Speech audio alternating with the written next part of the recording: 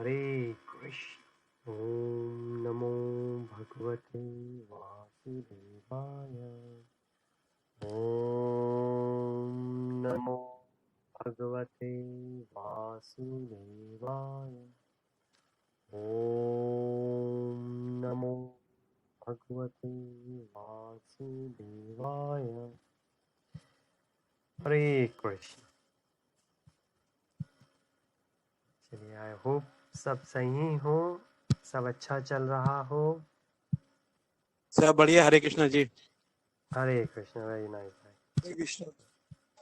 खुशी की बात है, आप अच्छे पहुंच गए वहाँ पे। चलिए, तो 18th चैप्टर हमारा लास्ट चैप्टर है भगवद गीता का। भगवद गीता जो महाभारत का पार्ट है।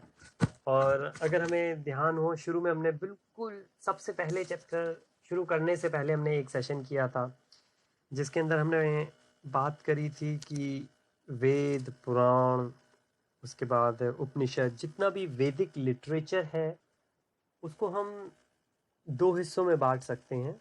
और उनको हम कहते हैं, ये शास्त्रों के हिसाब से है, उसको हम कहते हैं श्रुति और स्मृति। श्रुति जो हमने अपने कानों से सुनी, और स्मृति जो हमने किसी और से सुनी। सुनी वो भी कानों से ही, लेकिन वो हमने डायरेक्ट नहीं सुनी। जैसे कि हमने बात करी कि योगेंद्र ने हमको कुछ कहा, तो हमने डायरेक्ट योगेंद्र की न्यूज़ है और योगेंद्र से सुनी है, तो ये श्रुति हुई। लेकिन अगर योगेंद्र ने अविनाश से कहा और अविनाश ने फिर वो 2 साल के बाद किसी और को कहा, या थोड़े टाइम के बाद किसी और को कहा, तो फिर वो श्रुति नहीं है, क्योंकि वो डायरेक्ट नहीं सुनी, वो फिर स्मृति है, क्योंकि वो अविनाश ने सेकंड पर्सन ने फर्स्ट पर्सन की न्यूज़ को याद करके सुनकर हमको बताया है। तो इसमें कोई डाउट नहीं है कि अगर हम डायरेक्टली किसी से कोई चीज़ सुनते हैं तो वो चीज़ ज़्यादा ऑथेंटिक होती है। तो इसी तरीके से जो श्रुति होती है उसकी ज़्यादा वैल्यू होती है, और जो स्मृति होती है वो किसी से सुनी होती है।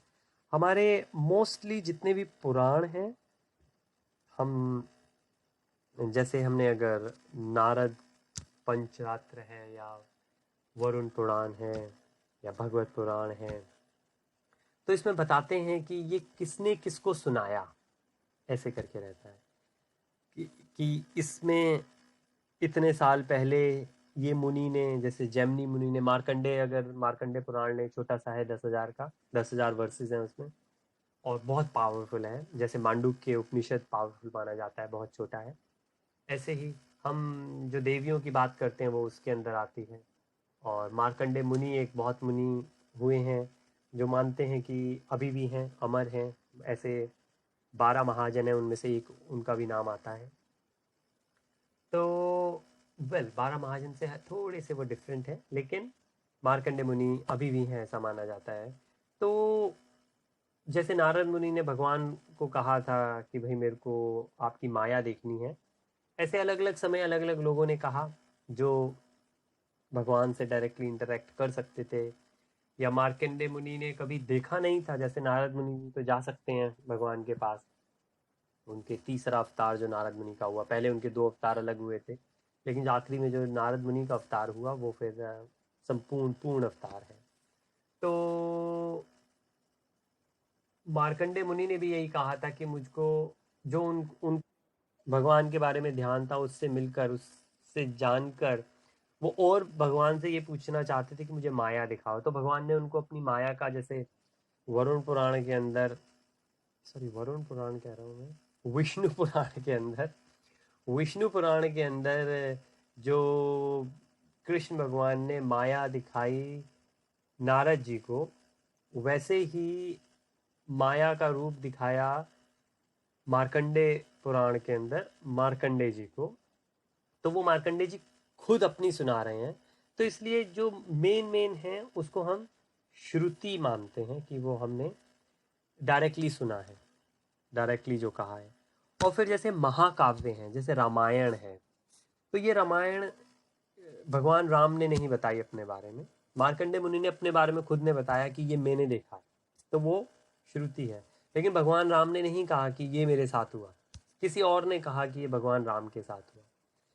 तो ऐसे अगर हम देखें तो महाभारत जो है वो श्रुति आती है, कि महाभारत जो पूरी है, रामायण जो पूरी है, दोनों महाकाव्यों में आते हैं, ये श्रुति में आते हैं, कि ये डायरेक्टली किसी ने सुनी नहीं है, ये सुनकर याद करके बताई गई है। चाहे हम कहें वेद व्यास जी ने डायरेक्टली कही या वेद व्यास जी ने गणेश जी को कहा लिखने के पर्पज से, खैर वो थोड़ा एडमिनिस्ट्रेशन का रह जाता है कि किसने किसको कहा, लेकिन आइडिया ये है कि डायरेक्ट आया कि किसी ने सुनकर बताया। तो भगवत गीता के लिए ये कहते हैं कि क्योंकि भगवत गीता महाभारत के अंदर है, और महाभारत क्योंकि श्रुति है, लेकिन भगवत गीता जो है वो डायरेक्टली भगवान ने कही है, भगवान कृष्ण ने कही है।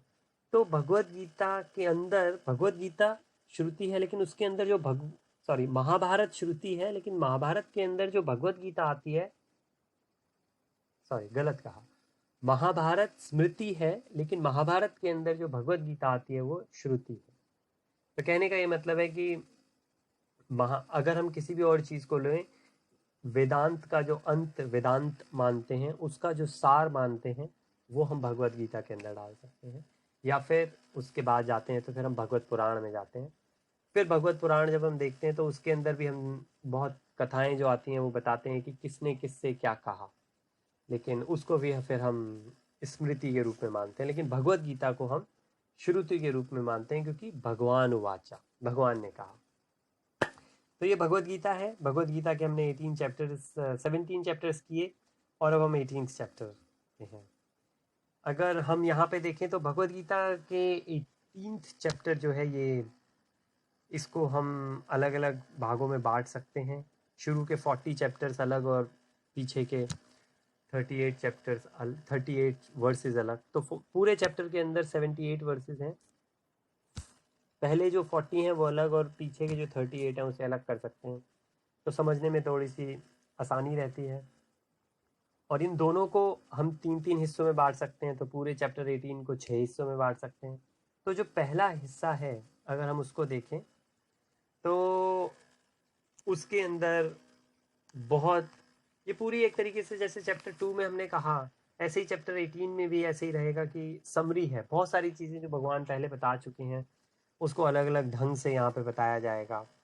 कर्म की बात होगी, ज्ञान की बात होगी, और फिर हम आगे चलेंगे तो हम देखेंगे कि जो हमने चैप्टर 17 में एक थीम देखी कि फूड के बारे में बताया, खाने के बारे में बताया, सेक्रीफाइस कैसे करते हैं उसके बारे में बताया, जो तप होते हैं, जो ज्ञान है उसके बारे में बताया, जो तपस्याएं हैं उसके बारे में बताया, जो चैरिटी है, दान है, उसके बारे में बताया, अलग अलग मोड्स के बारे में। अदर हम कहते हैं material mode of nature, MMN, जो कि 3 गुण जो होते हैं हमारी प्रकृति के, जो 3 गुण होते हैं, तो उन तीनों गुणों के हिसाब से ये कैसे कैसे कार्य किए जाते हैं, कौन इंसान किस गुण में कैसा कार्य करता है। और इसके अंदर हमें एक चीज़ ध्यान रखनी बहुत ज़रूरी है कि ये बहुत ऊपर का स्तर है। अंत में ऐसा आएगा कि इंसान एक ही गुण के अंदर और होपफुली सतोगुण के अंदर ही रह पाएगा। लेकिन अभी जो ग्रेजुअल प्रोसेस चल रहा है, जो धीरे धीरे परिवर्तन आ रहा है, उसके अंदर ऐसे होगा कि जैसे पहले इंसान 10 में से 10 बार गुस्सा करता था, जब ऐसे सर्कमस्टेंसेस आते थे गुस्सा करने के तो 10 बार गुस्सा करता था, लेकिन अब वो 9 बार करता है, 8 बार करता है, 7, 6, 5, 4, 3, 2, 1, और फिर धीरे धीरे वो समाप्त होगा। तो ऐसे ही, ऐसा हम नहीं कह सकते देखो वो 2 साल से भक्ति कर रहा है और क्या आया उसके अंदर, कुछ नहीं है, थोड़ा सा फर्क आ गया, लेकिन ये कोई बात है।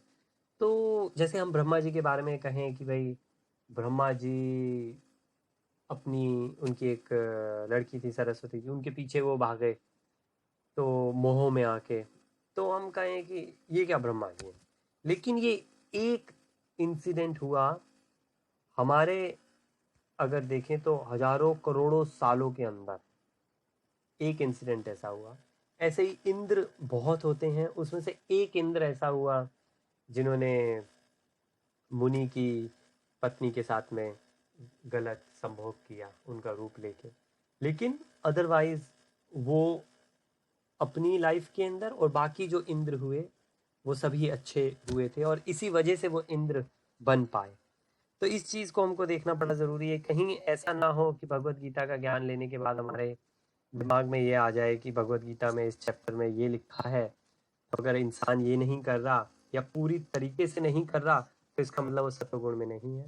हम भी देखते हैं कि हमारे अंदर धीरे धीरे ट्रांजिशन आता है, और अगर मटेरियल रूप से देखें तो कोई क्रिकेट खेले, कोई फुटबॉल खेले, कोई डांस सीखे, कोई किसी भी तरीके की पढ़ाई करे, तो धीरे धीरे फर्क आता है। सिर्फ हमको इस चीज़ को नोटिस करना चाहिए कि फर्क आ रहा है और वो फर्क पॉजिटिव है। अगर है तो फिर उस राह पे चलते रहना चाहिए। इसलिए ऐसा नहीं है कि एक बार भगवत गीता पूरी फिनिश हो गई, हम कहें बस भगवत गीता हो गई, हरी बोल, अब दोबारा भगवत गीता को टच करने की ज़रूरत नहीं है। क्योंकि अभी पढ़ा हमने, हम इंस्पायर हुए, थोड़ा सा फ़र्क आया, आगे हमारे अंदर और फ़र्क आएगा। लेकिन ये हमारे लिए है। ध्यान रहे कि अगला जो स्टेप होगा वो दूसरों को देखने के लिए होगा।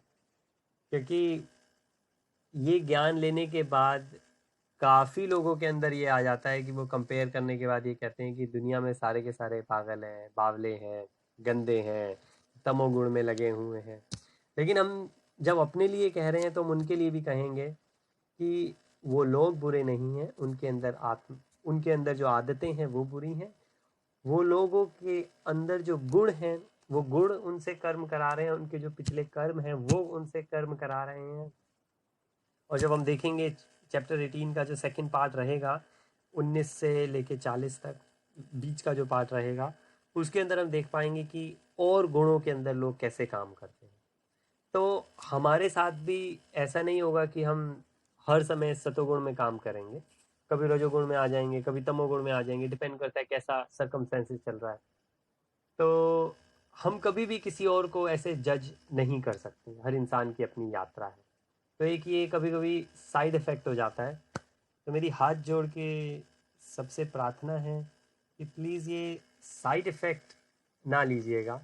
अदरवाइज़ जो आसपास के लोग होते हैं उनको ये पता लगता है कि भगवत गीता पढ़ी है और उसके ज्ञान से ये साइड इफ़ेक्ट आया है, तो भगवत गीता की अगर हम कहें तो मार्केटिंग जो है वो थोड़ी गलत हो जाती है।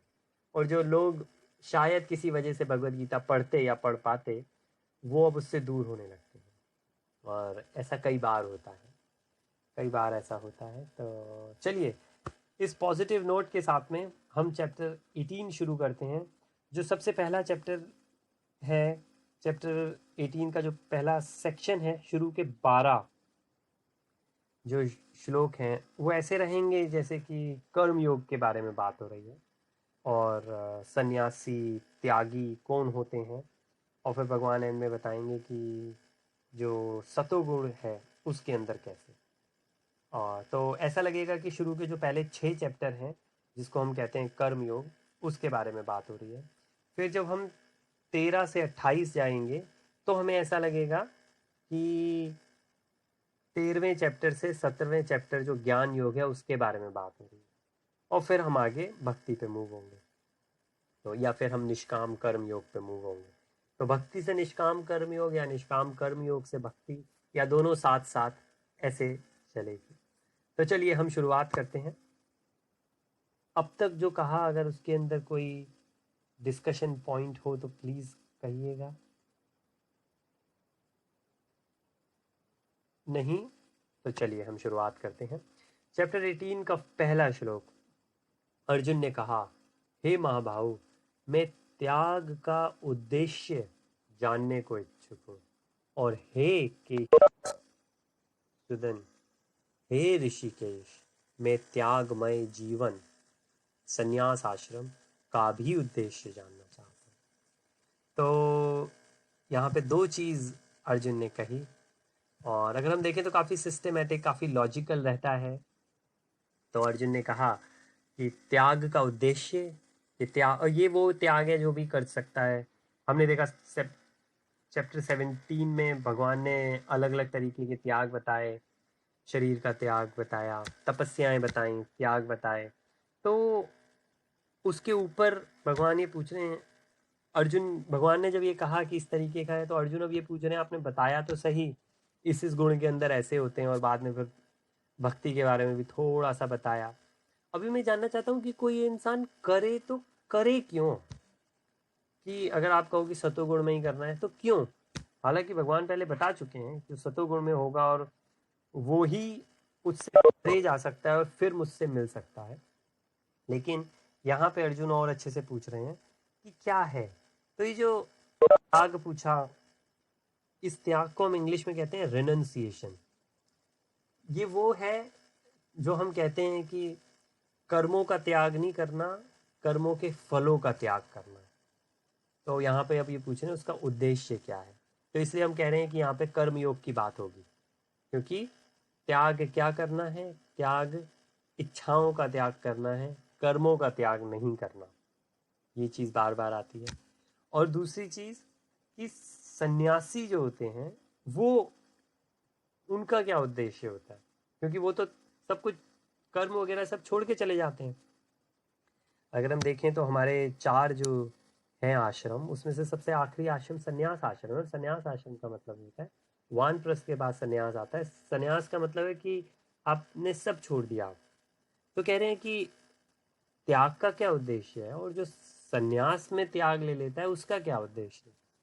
तो दोनों ही चीज़ों की बात हो रही है। अगर हम देखें तो हम ऐसे कह सकते हैं कि आप और हम जो गृहस्थ में हैं, हमारे लिए त्याग क्या है, एक ये चीज़ हो सकती है। और जो लोग सब कुछ छोड़ के टेम्पल में चले जाते हैं, वो एक तरीके से सन्यासी हो गए। पहले तो सन्यासी अलग होते थे, मठों में जाते थे, आजकल टेम्पल्स में चले जाते हैं। पहले मठ अलग होते थे, जैसे एक छोटा सा विलेज है तो उसके कॉर्नर पे बन गया, उसके बाहर बन गया, या एक अलग से जगह होती थी। अभी अभी भी मंदिर तो बनते हैं, लेकिन छोटे छोटे मंदिर हो जाते हैं। लेकिन आइडिया वही है कि हम जो करेंगे वो त्याग करेंगे, और जो मंदिर में जाके सन्यासी करेंगे वो सन्यास आश्रम में पाठ लेंगे। तो अगर वेदों की मानी जाए तो अंत में हम सबको ये करना चाहिए, हम सबको ये चीज़ करनी चाहिए। लेकिन यहाँ से अब भगवान आगे जो क्लैरिफिकेशन उन्होंने कही उसके बारे में है। लेकिन हम ध्यान रखें कि संन्यास और त्याग में थोड़ा सा फ़र्क है। एक तरीके से देखें तो त्याग जो है वो भक्ति की तरफ ले जाएगी, क्योंकि वो हम अभी कर सकते हैं। और संन्यास के लिए, जैसे अगर हम संन्यास लेना चाहें तो संन्यास हमारे लिए नहीं है। संन्यास एक उम्र के हिसाब से है, वो हमको रुकना पड़ेगा। और ज़रूरी नहीं है उम्र का हिसाब से का ये मतलब है कि आपको कोई 90 साल तक रुकना पड़ेगा। अगर कोई ब्रह्मचारी से सीधे संन्यास लेना चाहता है तो वो भी ले सकता है, ये भी एक है क्लॉज। लेकिन सारे ब्रह्मचारी जो हैं वो संन्यास लें ऐसा ज़रूरी नहीं है। ऐसी भी एक चीज़ आती है कि हम काफ़ी लोग ऐसा देखते हैं, अरे गेरुए कपड़े लोग पहने हुए देखते हैं तो वो कहेंगे कि वो सन्यासी है। नहीं, कोई अभी अभी ज्वाइन हुआ है तो शुरू में वो ब्रह्मचारी होता है, स्पेशली अगर वो यंग होता है। और अगर कोई ब्रह्मचारी है तो वो 1 साल के लिए ब्रह्मचारी बना है, 2 साल के लिए बना है, 5 साल के लिए बना है। वो उसके बाद में डिसीजन है उसके पास में, चॉइस है कि वो डिसीजन लेके गृहस्थ में आना चाहता है या फिर वो आगे सन्यासी बन के रहना चाहता है और फिर वहीं रहेगा। सन्यास लेने के बाद आप वापस, आपको गृहस्थ में नहीं आना चाहिए। अगर आप आए तो फिर वो गलत है। लेकिन ब्रह्मचारी जो है वो हमेशा उसके पास चॉइस रहती है जब तक वो सन्यास ले नहीं लेता। तो यहाँ पे उस चीज़ की बात हो रही है। और सन्यास अक्सर किसी ने जल्दी ले लिया तो वो कर्म कांड हो जाता है। तो हम देखें तो ये भी बात हो रही है कि भाई सही भक्ति भाव से जिसने त्यागा है वो सही है, या जिसने कर्म कांड करके सन्यास ले लिया वो सही है। जैसे आजकल के टाइम पे अगर कोई बाबा बन जाए, सब कुछ छोड़ के, नहीं मोह माया से कुछ नहीं लेना देना, लेकिन इंद्रियां सारे कर्म में लगी हुई हैं, तो इन दोनों के बीच का भी डिफरेंस हम देख सकते हैं। तो भगवान ने कहा 18.2 में, भौतिक इच्छा पर अर्धा आधारित कर्मों के परित्याग को विद्वान लोग संन्यास कहते हैं। भौतिक इच्छा पर आधारित कर्मों के परित्याग को विद्वान लोग संन्यास कहते हैं। और समस्त कर्मों के फल त्याग को बुद्धिमान लोग त्याग कहते हैं। तो विद्वान लोग और बुद्धिमान लोग, त्याग और संन्यास दोनों में क्या फर्क आया। एक के अंदर हमने कर्मों के फलों को त्यागा है, वो त्याग है। जो आप और हम जो कभी जैसे कान्हा है, ब्रह्मचारी हैं, हम हैं, गृहस्थ हैं, हम ये कर सकते हैं कि कर्मों के फल त्याग को हम त्याग सकते हैं, वो हमें करना चाहिए। वहीं से हमारी निष्काम कर्म योग की शुरुआत होगी। लेकिन ऐसी भौतिक इच्छाएं, ऐसे जो कर्म हैं जिनका जो बेसिस है वो भौतिक इच्छाएं ही हैं, जैसे मूवी देखना, पार्टी करना, अगर किसी को गैम्बलिंग का शौक है, जैसे लॉटरी खेलने का शौक है या बैटिंग करने का शौक है, वो सारे जो हैं ये कर्म भौतिक इच्छाओं के आधार पर हैं। कि जैसे स्पेशली दुबई में अगर जाओ तो लुल्लूज़ के अंदर गाड़ी खड़ी होती थी, उसके अंदर लॉटरी में अगर आपने पता नहीं इतनी शॉपिंग करी है तो आप टिकट रैफल भर सकते हो, आपकी वो गाड़ी आपकी हो सकती है। तो वो भौतिक इच्छा है। तो ऐसा कर्म करना जिसका सार जो है वो भौतिक इच्छा है, ऐसे कर्मों को त्याग देना, उसको कहा गया है कि वो भी संन्यास में आ जाता है। तो ये जो संन्यास है ये हम कर सकते हैं। ये संन्यास संन्यास आश्रम नहीं है, ये संन्यास आश्रम नहीं है, ये संन्यास और त्याग की बात है। जैसे कहा कि अलग अलग तरीके से हम संन्यास और त्याग को देख सकते हैं। तो यहाँ पे ये दो चीज़ों की बहुत अच्छे से क्लियर करके डेफिनेशन बताई है कि अगर कर्मों को छोड़ना है तो उन कर्मों को छोड़ें जिनका सार पूरा भौतिक है, और अगर उनको छोड़ेंगे तो वो संन्यास है। और अदरवाइज कर्मों को नहीं छोड़ना, कर्मों के फलों को त्यागना। अगर हम ये सोचें कि हम अपनी जॉब करेंगे, जॉब करके जो पैसा आएगा उससे बड़ा घर बनाएंगे, बड़ी प्रॉपर्टी लेंगे, हॉलीडे पे जाएंगे, तो फिर वो भोग रहेगा। अगर हम ये सोचेंगे कि ये जो आएगा इससे अपनी फैमिली का पोषण करेंगे, जो बच्चे हैं उनको अच्छी स्कूलिंग देंगे, उनको कृष्णा कॉन्शियसनेस देंगे, भगवान के बारे में बताएंगे, और जो अगर हम किसी को कहीं सपोर्ट कर सके, मंदिर को सपोर्ट कर सके, कोई और चैरिटी को सपोर्ट कर सके, या अपना समय सपोर्ट कर सकें, अपना ज्ञान सपोर्ट कर सकें, तो वो जितने भी कर्म होंगे ऐसे सारे कर्म हमारे अध्यात्म के लिए माने जाएंगे। क्यों? क्योंकि उसके पीछे जो इच्छा है, जो इंटेंशंस है, जो सार है, जो बेसिस है, वो आध्यात्मिक है, वो भौतिक नहीं है। वो भौतिक इच्छा करने की प्रवृत्ति नहीं है उसके। तो इसी के अंदर हम देखेंगे, हम एक्चुअली अगले वर्स में ही देखेंगे 18.3 के अंदर। इसमें अगर कोई बात हो तो प्लीज़ आप बताइएगा, अदरवाइज अगर हम 18.3 देखें, कुछ विद्वान घोषित करते हैं कि समस्त प्रकार के सकाम कर्मों को दोषपूर्ण समझकर त्याग देना चाहिए। अपने ऋषि नहीं आए आज और मुझे मौका भी नहीं मिला मैं उन्हें याद दिला पाऊँ, लेकिन उन्होंने एक बार सकाम कर्म का क्वेश्चन उठाया था कि अगर कोई एक ऐसा है जो कि भगवान को नहीं मानते या भगवान से ज़्यादा रिलेशन नहीं है, भगवान की ज़्यादा पूजा नहीं करते, लेकिन अच्छे कर्म करते हैं, तो जो अच्छे कर्म हैं लेकिन अध्यात्म से नहीं जुड़े, वो सकाम कर्म है। तो विद्वान लोग हैं जो समस्त प्रकार से ये सोचते हैं कि सकाम कर्मों को छोड़ देना चाहिए। क्यों? क्योंकि अगर अगर हमें अभी ये लगता है कि वो सकाम कर्म सही है, तो हो सकता है हम मान लेते हैं कि चलो सकाम कर्म है, मतलब कि उसके अंदर हमें घमंड नहीं आ रहा, हमें फॉल्स प्राइड नहीं आ रहा, तो क्योंकि अगर ये आएगा तो वो विकर्म हो जाएगा, वो गलत है।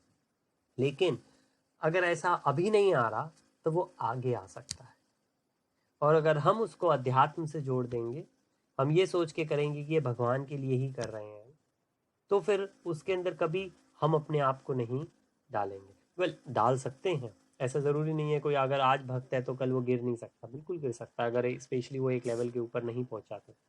एक लेवल के ऊपर अपनी साधना के अनुसार और भक्तों के संग में नहीं है। जैसे कि किसी ने कोई सिगरेट पीता था, छोड़ दी, तो छोड़ दी तो ज़रूरी नहीं है कि दोबारा पकड़ नहीं सकता वो आदत।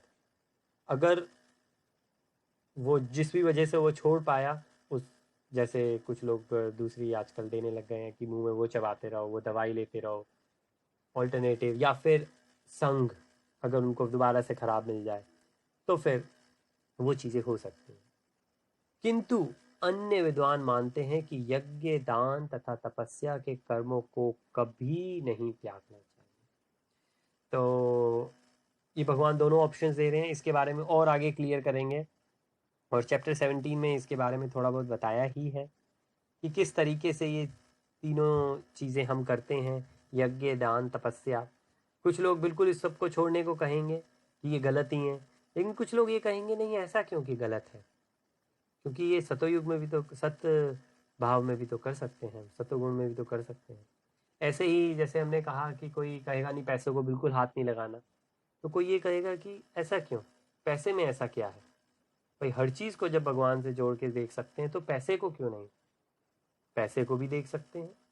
तो वो पैसे को लो और भगवान के कार्य में लगा दो, चाहे उसकी बुक्स लेकर आप डिस्ट्रीब्यूट कर दो। जैसे एक बार मेरे दिल में ऐसे आया कि मैंने किसी को सजेशन दिया था, आई थिंक वो आगे तक पहुंचा नहीं सजेशन, लेकिन कि कोई एक्सटेंडेड फैमिली में किसी की शादी हो रही थी। शादी होती है तो दो चीज़ें होती हैं कि हम गेस्ट को इनवाइट करते हैं, जब इनवाइट करते हैं तो हम मिठाई लेके जाते हैं, हम शादी का कार्ड लेके जाते हैं, और जब शादी संपूर्ण हो जाती है उसके बाद भी हम कुछ देते हैं। मुझे नाम उसका ध्यान नहीं, भात कहते हैं शायद उसको, या अलग अलग भाषा में अलग चीज़ कहते हैं। तो उस टाइम पर कोई ये सोच सकता है अरे तो मिठाई है, आजकल लोग हेल्थ कॉन्शियस हो गए हैं, मिठाई की जगह काजू बादाम जाते हैं, शादी के कार्ड थोड़े डिजिटल हो गए हैं, वरना थोड़े ज़्यादा फेमस हो गए हैं, मॉडर्न हो गए हैं। लेकिन अगर हम चाहें तो हम ये भी कर सकते हैं कि 100 रुपये की आती है और आई थिंक शादी का कार्ड भी लगभग इतने का ही बनता है, या मिठाई तो डेफिनेटली इससे ज़्यादा ही आती है आजकल। हम एक भगवत गीता लेके दे सकते हैं। तो जितने भी हमारे इनवाइटीज़ हैं, या तो जो शादी में आए उनको हम जब भात दे रहे हैं तो एक भगवत गीता साथ में दे सकते हैं, या फिर जब हम लोगों को इनवाइट करने जा रहे हैं तब हम भगवत गीता दे सकते हैं उनको।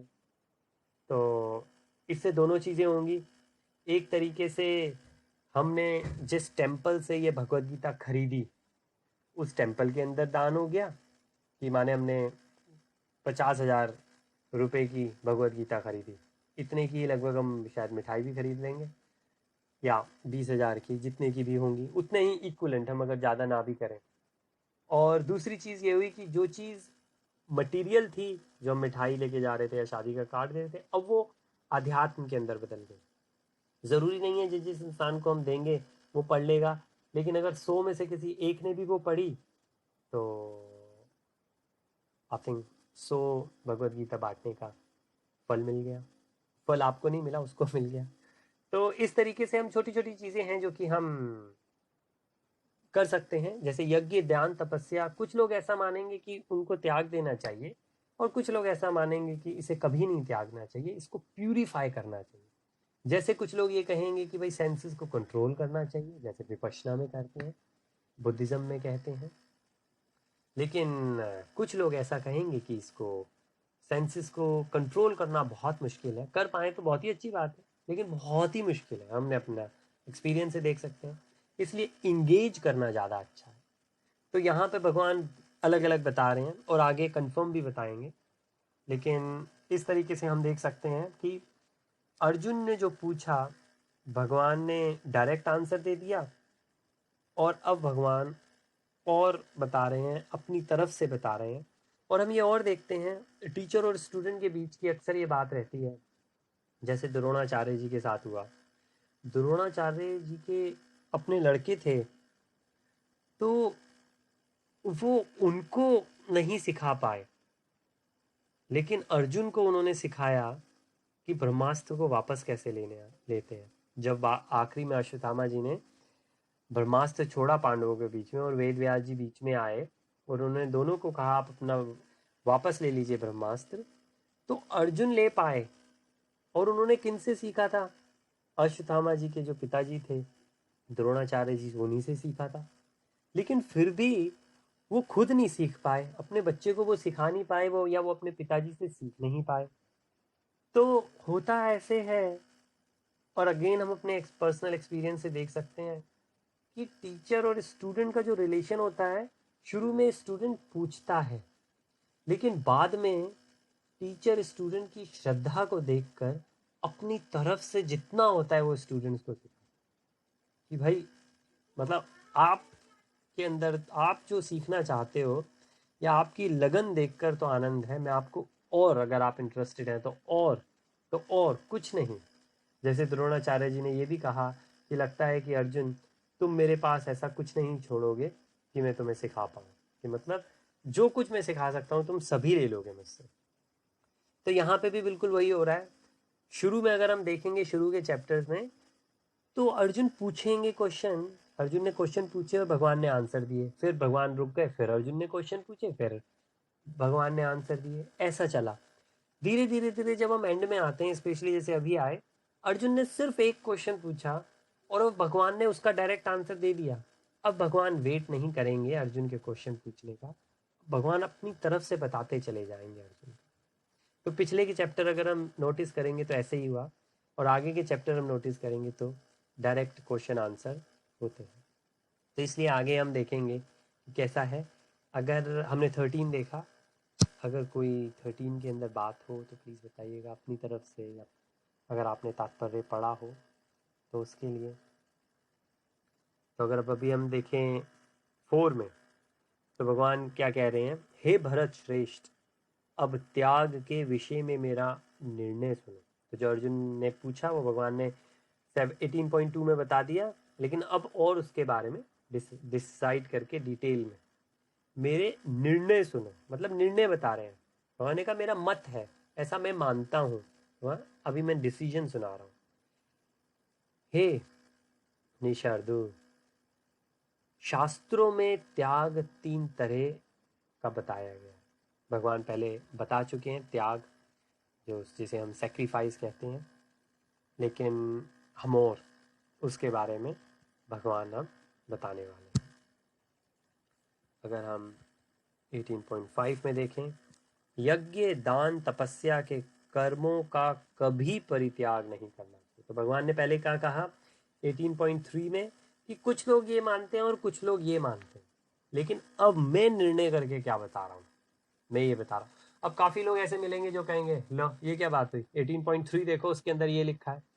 तो हम इसलिए कहते हैं कि शुरू से लेके अंत तक पढ़ें, और कॉन्टेक्स्ट जानना बहुत ज़रूरी है कि अगर कोई बात हुई तो भगवान ने कही क्यों, आगे क्या थी, उसके पीछे क्या था, उसको हमें जानना बड़ा ज़रूरी होता है। तो भगवान ये कह रहे हैं कि यज्ञ दान और तपस्या कभी नहीं त्यागना चाहिए, उन्हें अवश्य संपन्न करना चाहिए। निसंदेह यज्ञ दान तथा तपस्या महात्माओं को भी शुद्ध बनाते हैं। मतलब जो महात्मा हैं, जिन्हें हम सोचें कि वो महात्मा हैं, वो आत्माएं महान हैं, जैसे हम जिन्हें मानते हैं हम जीव आत्माएं हैं, जो महात्माएं हैं वो ऊपर स्वर्ग और ब्रह्मा जी के बीच में जो है वहां पे रहते हैं, लेकिन उनको भी श्रेष्ठ बनाते हैं। जैसे हमने देखा कि विश्वामित्र जी आए भगवान राम को, लक्ष्मण को लेने के लिए, जब उन्होंने कहा कि भाई आप भेज दीजिए, दशरथ जी को कहा आप इन दोनों को भेजें, तो विश्वामित्र तो उस टाइम ब्रह्मज्ञानी बन चुके थे, उनको और क्या चाहिए था, वो क्यों यज्ञ कर रहे थे, वो किस चीज का यज्ञ कर रहे थे। और अगर यज्ञ कर रहे थे और यज्ञ में आ रहे थे तो वो तो खुद इतने बड़े क्षत्रिय थे कि वही सबको मार सकते थे, लेकिन उन्होंने अपना वर्ण चेंज कर लिया था, उनका आश्रम भी डिफरेंट हो गया था। तो इसलिए उन्होंने कहा नहीं, अब जो क्षत्रिय हैं मैं उनको लेकर आऊं, उनको इस काम में लगाऊं और वो भी शुद्ध हो जाएं। यज्ञ दान और तपस्या से महात्माओं को भी शुद्धि प्राप्त होती है, वो भी शुद्ध बनते हैं। तो हम कभी भी ये नहीं कह सकते कि भैया अब तो हम शुद्ध भक्त बन गए, अब हमें पूजा करने की कोई ज़रूरत नहीं है, पूजा पाठ करने की हमें कोई ज़रूरत नहीं है। पहले तो हम इतने बन जाएं, वही बहुत गजब है। और अगर इतने बन भी जाएंगे तो कभी हम ये कह नहीं पाएंगे, क्योंकि जिस पेड़ के अंदर फल लगेंगे वो पेड़ अपने आप ही झुक जाएगा, और जिसमें नहीं लगेंगे वो हमेशा ही सीधा खड़ा रहेगा। तो बस उसी चीज़ की बात हो रही है। अब अगर हम 18.6 को देखें, प्लीज़ अगर इसमें कोई बात हो तो आप बताइएगा, अदरवाइज भगवान ने कहा ये करने चाहिए और अब आगे कैसे भगवान और बताएंगे। 18.6, इन सारे कार्यों को किसी प्रकार की आसक्ति या फल की आशा के बिना संपन्न करना। हे पृथापुत्र, इन्हें कर्तव्य मानकर संपन्न किया जाना चाहिए, यही मेरा अंतिम मत है। दो चीजें हैं, आसक्ति और फल की आशा। फल की आशा तो हमने बात करी, कोई भी कर्म हम करें फल की आशा नहीं होनी चाहिए, और हमें अटैचमेंट भी नहीं होनी चाहिए। आसक्ति, शक्ति, आसक्ति। अब अटैचमेंट क्यों नहीं होनी चाहिए, और अटैचमेंट कैसी होती है? अगर आप देखें काफ़ी, अभी जैसे, अगर मैं गलत नहीं हूँ, अगर मैं गलत हूँ तो प्लीज़ बताइएगा, आजकल शायद 16 सोमवार चल रहे हैं जो आते हैं, तो भगवान शिव जी के लिए काफ़ी फेमस है। तो सावन के 16 सोमवार, अगर कोई माने कई सालों से करता आ रहा है और कहीं गलती से एक छूट जाए तो बहुत ज़्यादा उसमें वो होता है, बहुत ज़्यादा कि और ये छूट गया, तो वो अटैचमेंट होती है कि भाई किसी वजह से छूट गया। तो उसमें आसक्ति ज़रूरी नहीं है, पहले भौतिक आसक्ति थी, अब आध्यात्मिक आसक्ति है। शायद मेरे को मैसेज आया है कि 5 मिनट में ब्रेक होगा, अगर ब्रेक हो तो हम वापस ज्वाइन कर सकते हैं। तो इसके लिए अगर हम एक एग्जांपल देखें, मेडिटेशन का अगर हम एग्जांपल देखें, लाइव एग्जांपल है, मतलब रियल एग्जांपल है। मैंने सुना है, मेरे सामने की बात नहीं है, कि एक माता जी आई, बुजुर्ग माता जी आई, और वो जब मेडिटेशन कर रही थी तो वहाँ पे अपने कमरे में सारी जो चीज़ें उन्होंने रखी हुई थी, जो भी वो उनके साथ में, जैसे हमको कपड़े वगैरह जो भी लेकर आते हैं, और मेडिटेशन हॉल में मेडिटेशन करने जाते हैं, वापस आए तो उनकी आवाज़ आई बड़ी, वो चिल्ला रही हैं, रो रही हैं, अरे मैं तो लुट गई, अरे मैं ये हो गया, वो हो गया। तो किसी ने कहा अरे क्या हुआ? तो उन्होंने कहा कि, तो किसी ने पूछा भाई मेडिटेशन नहीं आपको अच्छी लगी, क्या हो गया? नहीं नहीं नहीं, मेडिटेशन में तो बड़ा आनंद आया, लेकिन मेरे पास एक जेवर था जो मेरे मैं अपने साथ में ही रखती थी, मैं लाई थी, वो किसी ने ले लिया, वो यहाँ पे नहीं है, कोई चोरी हो गया, अरे मैं क्या मेडिटेशन करने आई, क्या मेरे को मज़ा आ रहा था, सब बेड़ा गर्क हो गया। तो भाई किसी ने कहा वहाँ पे जो एडमिनिस्ट्रेशन की, भाई कोई बात नहीं, हम कितने का था आप हमें बताएं, क्योंकि ज़्यादा महंगा नहीं होगा, हम कुछ व्यवस्था कर देंगे, आप बताएं। तो कहती नहीं नहीं नहीं नहीं नहीं नहीं नहीं, फिर भी उन्होंने पूछा तो उन्होंने पता नहीं जो भी बताया कि माने 1,000 रुपये का था। तो फिर उन्होंने कहा ठीक है, वहाँ पे भी कुछ और लोग आए थे, तो वो भी पायस थे, अच्छे, तो उन्होंने पैसे इकट्ठे करके वही माता जी के हाथ में दिए, ये लो 1,500, आप अच्छी साधना कर रहे हो, ये 1,000 का आप कह रहे हो, 1,500 देते हैं, वापस जाके ले लेना, साधना अच्छी कर रहे हो, साधना करो, साधना को मत बीच में रोको। तो उन्होंने पैसे फेंके 1,500, कहते नहीं वो जो जेवर था वो मेरे को मेरी शादी में मिला था, तो वो तो मैंने इतने सालों से अपने साथ में रखा था। तो वो जो आसक्ति है वो उस जेवर से है, वो एक्सपेंसिव है, सस्ता है, उससे है, वो किसी चीज से भी हो सकती है, किसी भी चीज से हो सकती है वो आसक्ति, बीवी बच्चों से हो सकती है, माँ बाप से हो सकती है, अच्छी जॉब से हो सकती है, घर से हो सकती है, गाड़ी से हो सकती है। गाड़ी लोग बेचते हैं क्योंकि नई गाड़ी लेंगे, तो लोगों को रोते हुए देखा है कि भाई नई गाड़ी ले रहे हैं लेकिन पुरानी बेच दी, पुरानी गाड़ी से अटैचमेंट थी कि हाय उसके अंदर हम, हमारा जो पहला बच्चा है जब वो हॉस्पिटल से आया था तो उस गाड़ी के अंदर बैठ के आया था, उसकी फ़ोटोज़ है हमारे पास में अभी, तो उससे अटैचमेंट होती है।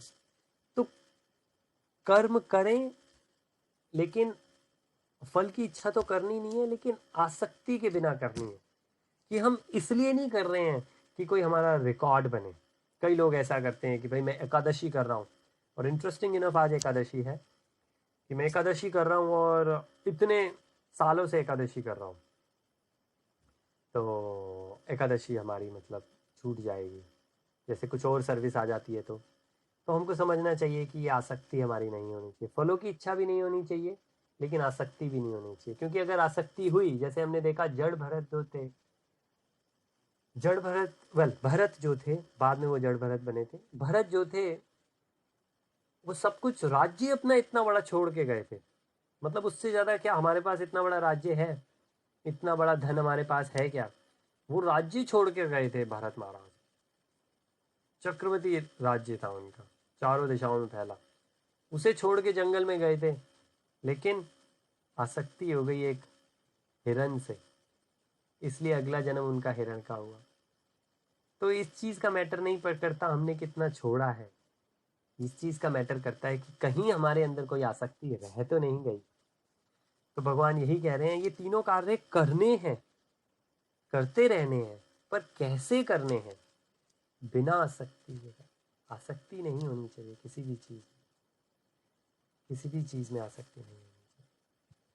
तो अगर इसमें कुछ हो, कुछ हम डिस्कशन करना चाहें तो प्लीज़ बताइए, अदरवाइज हम 18.7 में जाते हैं। बहुत जल्द डिस्कनेक्ट होने वाला होगा आई थिंक, लेकिन अगर हम 18.7 देखें, और 18.7 से भी एक नई थीम हमको दिखेगी जो पता लगेगी। लेकिन अगर हम पढ़ें यहाँ से, तो जो हमारा पहला है सेक्शन चैप्टर 18 का 18.12 तक, हम इसको एटलीस्ट समाप्त कर पाएंगे आज। तो 18.7 भगवान कह रहे हैं, निर्दिष्ट कर्तव्यों को कभी नहीं त्यागना चाहिए।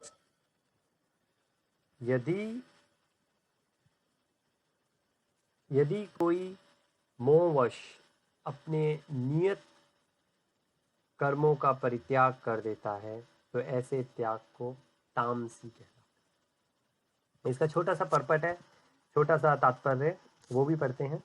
जो कार्य भौतिक दृष्टि के लिए किया जाता है उसे अवश्य ही त्याग दें, लेकिन जिन कार्यों से आध्यात्मिक उन्नति हो तथा भगवान के लिए भोजन बनाना, भगवान को भोग अर्पित करना, फिर प्रसाद ग्रहण करना, उसकी उसकी संस, संस, संस्तुति की जाती है, इकट्ठी की जाती है। कहा जाता है कि सन्यासी को अपने लिए भोजन नहीं बनाना चाहिए, लेकिन अपने लिए भोजन पकाना भले ही वर्जित हो, परमेश्वर के लिए भोजन पकाना वर्जित नहीं है। इसी प्रकार अपने शिष्य की कृष्ण भावना मृत में प्रगति करने में सहायक बनने के लिए सन्यासी विवाह यज्ञ संपन्न करा सकता है। यदि कोई ऐसे कार्य को परित्याग करता है तो यह समझना चाहिए कि वह तमोगुण के अधीन है। तो कहने का ये मतलब है कि ऐसा नहीं है कि भक्ति के अंदर आने के बाद हम कुछ, जो जैसे हमने कहा कि अगर हम चाहें तो हमको मंदिर जाने की ज़रूरत नहीं है, हमको कोई पूजा करने की ज़रूरत नहीं है, क्योंकि भगवान को तो करना है, हम घर पे बैठे ही कर लेंगे। तो हाँ, हम चाहें तो ऐसा सोच सकते हैं, लेकिन भगवान ये कह रहे हैं कि हमें ये समझ में आएगा कि आध्यात्मिक क्या है और भौतिक क्या है। तो जो आध्यात्मिक है वो हमको छोड़ने की ज़रूरत नहीं है, जो भौतिक है वो हम कार्य छोड़ सकते हैं। लेकिन जो हमारे कर्तव्य हैं, कोई ये सोचे कि भाई भगवान का ही नाम लेना है, भगवान ने यही कहा भगवान का नाम लेना है, तो चलो फैमिली को छोड़ के, बीवी बच्चों को छोड़ के चला जाऊं, तो फिर वो तामसिक हो जाएगा। वो त्याग जो है, वो त्याग फिर भी है क्योंकि त्यागा गया है, लेकिन फिर वो तामसिक हो जाएगा। अपनी रिस्पॉन्सिबिलिटीज़ को छोड़कर जो त्याग किया, तो वो तामसिक त्याग हो जाएगा। तो उसको यहाँ पे समझाने की प्रभुपाद जी ने डिफरेंट एग्जाम्पल देके कोशिश की। अगर कुछ हो इसमें तो प्लीज़ बताएं, अदरवाइज हम 8 पे चलते हैं। जो व्यक्ति नियमित कर्मों को कृष्णप्रद समझकर या शारीरिक क्लेश के भय से त्याग देता है, उसके लिए कहा जाता है कि उसने ये त्याग रजोगुण में किया। ऐसा करने से कभी त्याग का उच्च फल प्राप्त नहीं होता। तो और डिटेल्स बताई जा रही हैं कि त्याग किस किस तरीके का, किस किस गुणों के हिसाब से किया जाता है।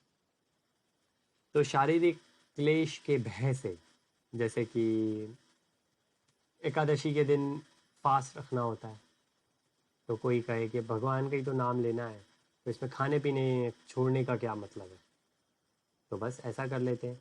काफ़ी जब आध्यात्म में लोग निकलते हैं तो अलग अलग राह में होके निकलते हैं। जैसे विपश्यना गए, बुद्धिज़्म गए, कुछ लोग सूफ़ी में थोड़ा सा टेस्ट लेते हैं। तो अलग अलग जाकर अलग अलग चीज़ें लेकर कुछ कुछ चीज़ों के अंदर वो आकर्षित होते हैं और उससे आसक्त हो जाते हैं। और जब प्योर भक्ति उनको मिलती है तो उसके अंदर वो उसको मिक्स करने की कोशिश करते हैं और उसके हिसाब से फिर अपनी एडजस्टमेंट्स करते हैं। लेकिन यहीं पे गुरु की बात आती है कि गुरु आपको ये बताता है कि कहाँ पे आपकी कमी है। अगर आप खुद ये चीज़ नहीं समझ पाओ, खुद समझ पाओ तो और भी अच्छा है, लेकिन खुद अपने आप को देखने में हम लोग बहुत अच्छे हैं नहीं।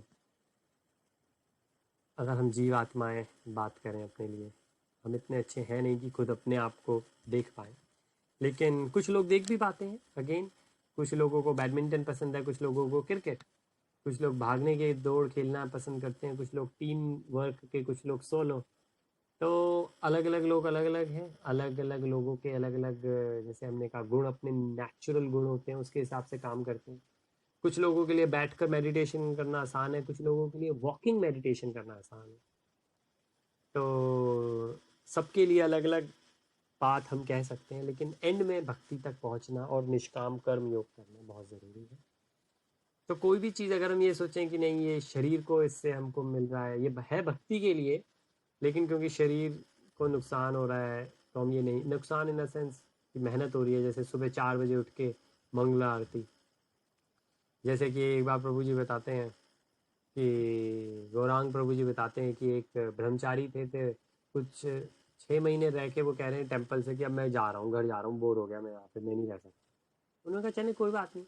तो उन्होंने कहा आप यहाँ पे रहे 6 महीने, बहुत अच्छा लगा, आप कुछ फीडबैक देना चाहते हैं हमको कि हम कुछ चेंज करें अपने, जो भी है, आप जिस भी चीज़ में इन्वॉल्व हुए, कोई भी कहीं का भी फीडबैक। तो उन्होंने कहा नहीं, सब अच्छा है, बस एक चीज़ है, जो मंगला आरती आप सुबह 4 बजे करते हो ना, उसके लिए 3:30 बजे उठना पड़ता है।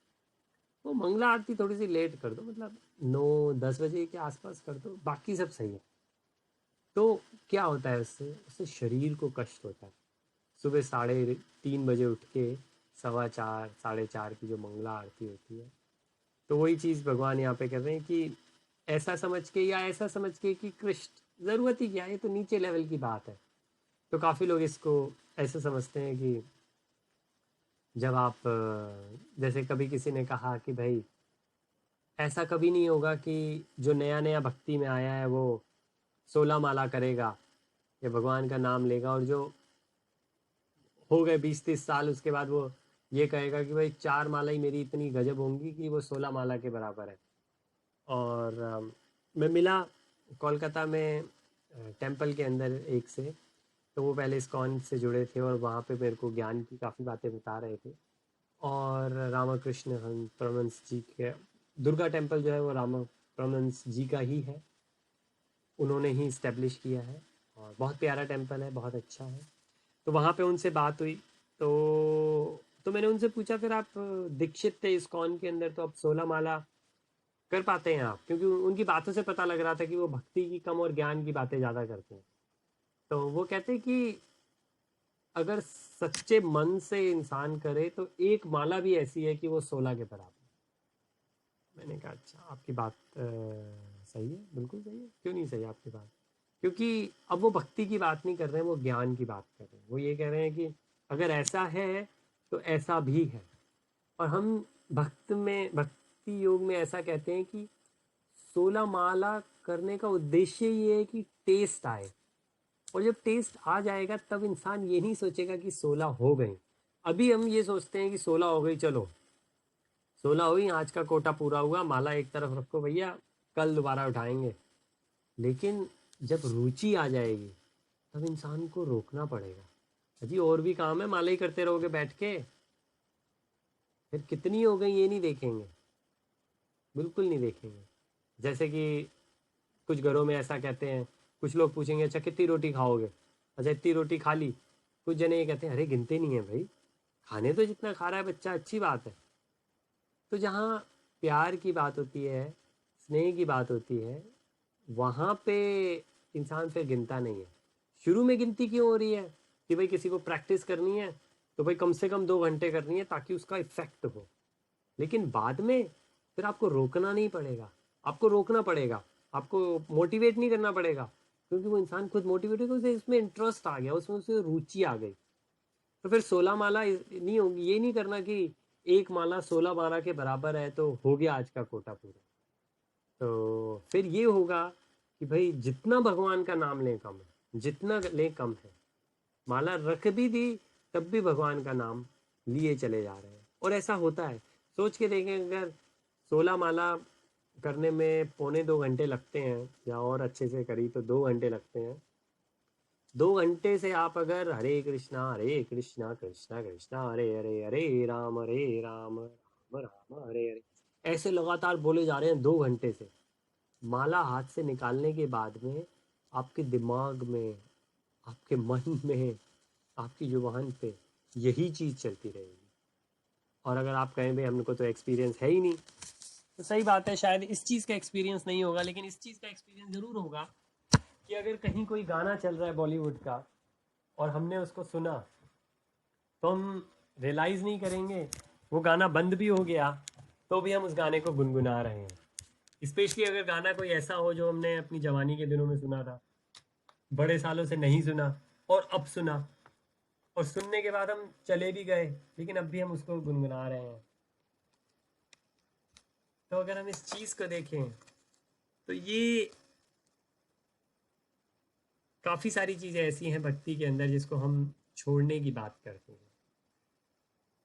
लेकिन अगर हमने ये समझ के छोड़ दिया कि अब इसकी ज़रूरत नहीं है, तो वो रजोगुण के अंदर आ जाता है कि हम ये सोच रहे हैं कि हम इतने अच्छे हो गए, हमारी क्वालिटी इतनी अच्छी हो गई कि हम एक माला 16 माला के बराबर कर सकते हैं। अब ऐसा करने से कभी त्याग का उच्च फल प्राप्त नहीं होता। तो ये जो त्याग है, ये त्याग हमने इसलिए नहीं किया कि भाई हम उस चीज़ से अटैच नहीं, डिटैच हो गए हैं। हमने ये इसलिए किया क्योंकि हम अपने आप को उससे बेहतर समझने लगते हैं, हम वो काम को थोड़ा कम मानते हैं। काफ़ी ऐसे होते हैं जैसे कि कुछ माताजी अपने पतियों को ऐसा कहती हैं कि भाई देखो वहाँ जा रहे हो, वहाँ पे सेवा ले लेना लेकिन जूतों की सेवा मत लेना, जूतों की किसी और को करने दो। जैसे गुरुद्वारे में होती हैं और काफ़ी मंदिरों में होती हैं। तो ठीक है, आपका बहुत अच्छा स्वभाव है, आप वहाँ पे जाके सेवा करना चाहते हो, लेकिन जूतों की सेवा मत करना, वो किसी और को करने देना। क्यों? क्योंकि उनकी नज़र में सेवा में अंतर है।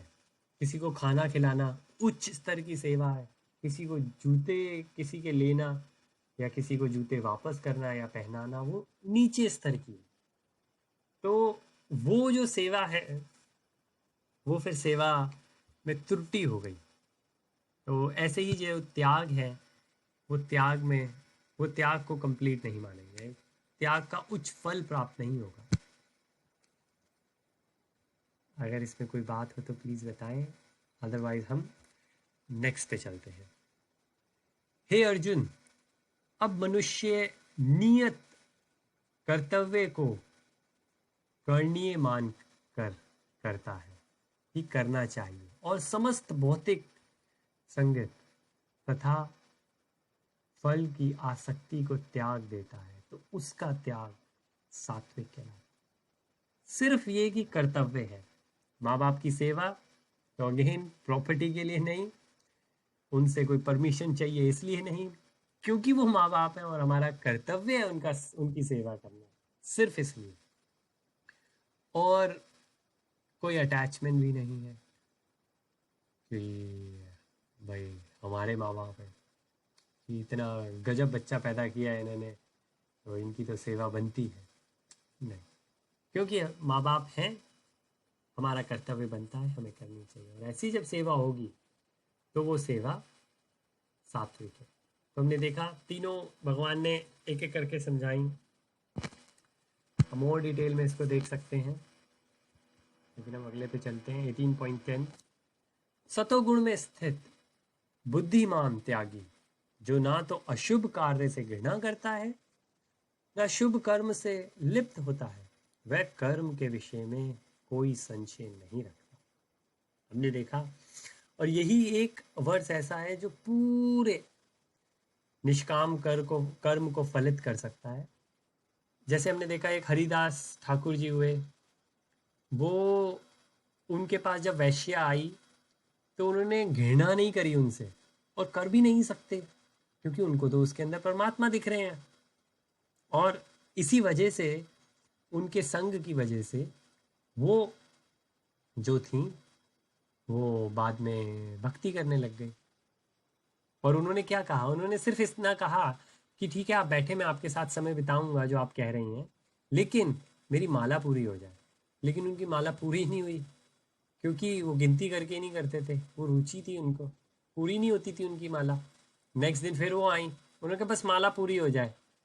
कुछ समय ये चला और उसके बाद माला लेके वो भी शुरू हो गई, और बाद में वो भी भक्त बन गई।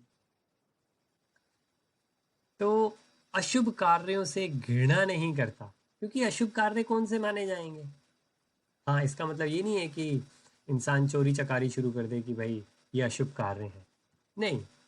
मतलब कि अगर कोई और इंसान उसको कर रहा है तो उस इंसान से घृणा नहीं करता, क्योंकि वो ये समझता है कि ये जो कर रहा है ये इंसान फंसा हुआ है।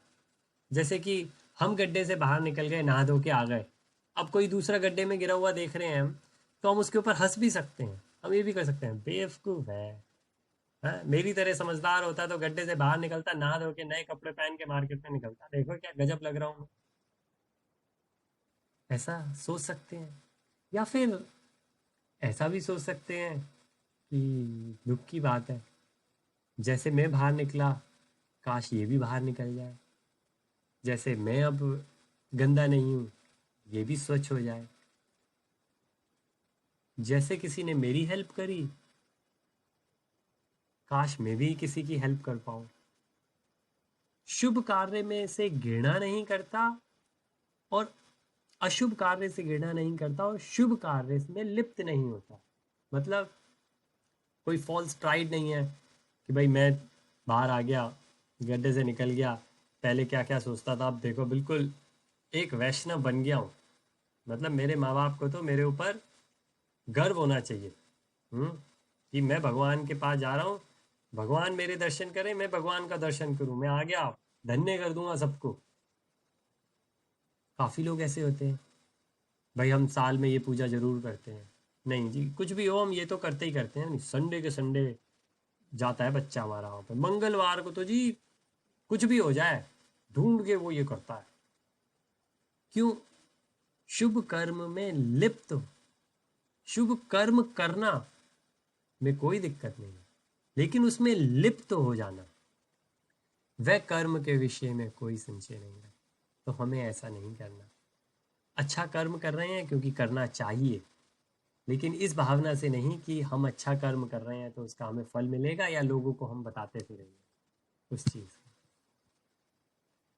अगर हम नेक्स्ट देखें 18.11, निसंदेह किसी भी देहधारी प्राणी के लिए समस्त कर्मों का परित्याग कर पाना असंभव है।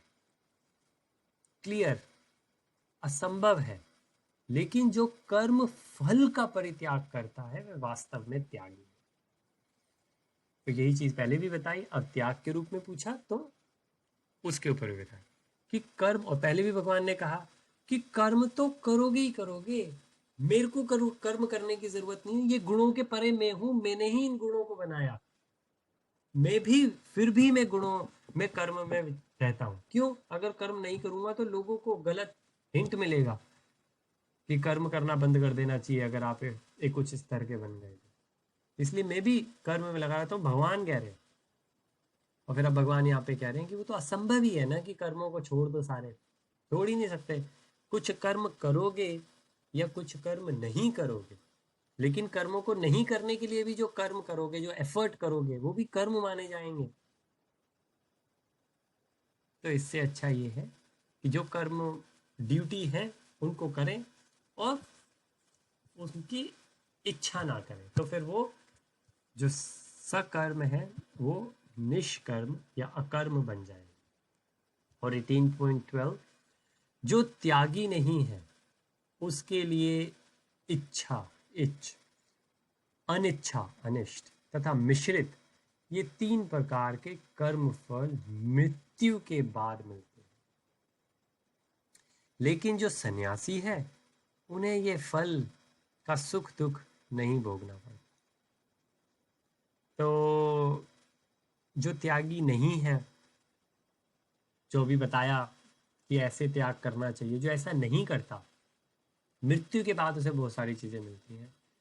तो उसके एग्जाम्पल हैं, और जैसे कहा यहाँ तो हल्के फुल्के एग्जाम्पल हैं, भागवतम में डिटेल में एग्जाम्पल है। किसी ने, कोई शादीशुदा है और किसी और के बारे में सोचता है, किसी ने चोरी करी है, किसी ने झूठी गवाही दी है, किसी ने किसी का पैसा हड़प लिया है, किसी ने किसी का पैसा लिया और वादा किया वापस करेंगे और वापस नहीं किया।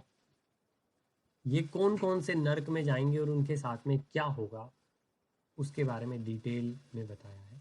लेकिन यहाँ बताया है जो लेकिन जो सन्यासी है, और सन्यासी कौन है वो पहले बता चुके हैं, कि जो कर्म के फल की इच्छा नहीं करते वो त्यागी, और जो ऐसे कर्मों का त्याग करते हैं जो जिनके अंदर सिर्फ भौतिक इच्छा है, ऐसे कर्मों को त्याग को सन्यासी कहते हैं। तो ऐसे सन्यासी होंगे, उनको सुख और दुख नहीं भोगना पड़ता।